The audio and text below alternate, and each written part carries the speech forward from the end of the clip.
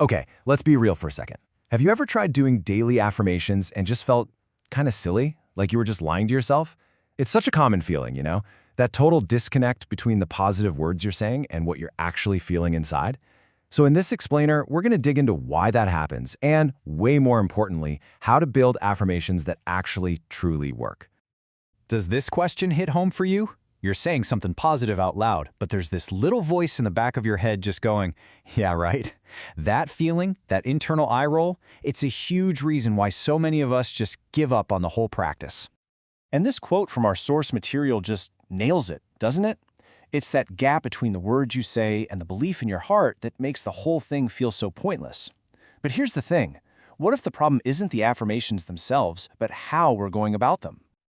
And that right there, that's the big aha moment.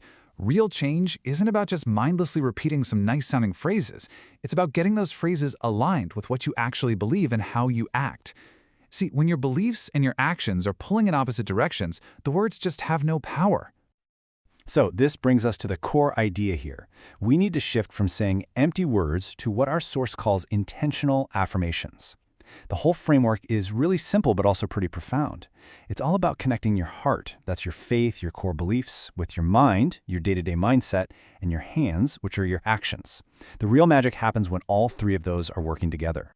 I mean, that's the whole ball game right there. It's not a magic spell. It's about creating an intentional agreement between what you believe, what you think, and what you do. Okay, so that sounds great in theory, right? But how do we actually build that bridge? How do we make that connection happen? Well, the good news is our source lays out some really clear principles to do just that. All right, here are the keys to making affirmations you can actually believe. Notice how practical these are. Using I statements makes it personal to you.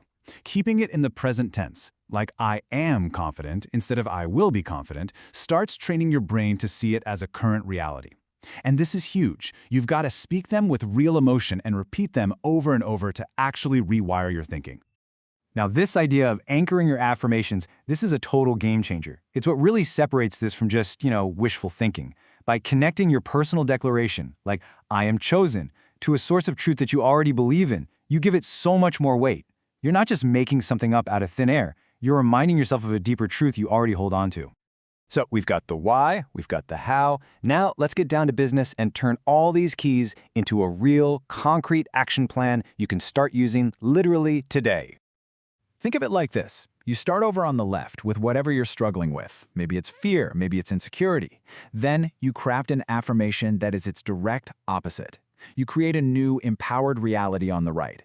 It's not about pretending the struggle isn't there. It's about actively, intentionally speaking a new truth over it. And here it is, your 5-step plan. First, you get honest and identify the struggle. Second, you write a few affirmations that go right after it.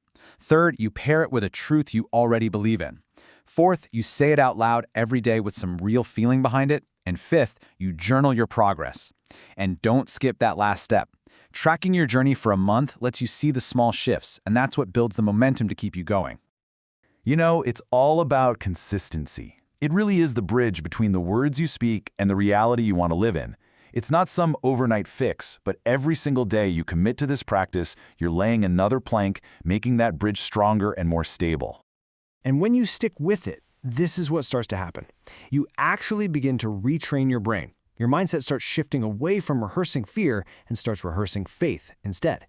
Your confidence genuinely grows. And then your actions start to line up with your words. And that, my friends, is where the real transformation begins.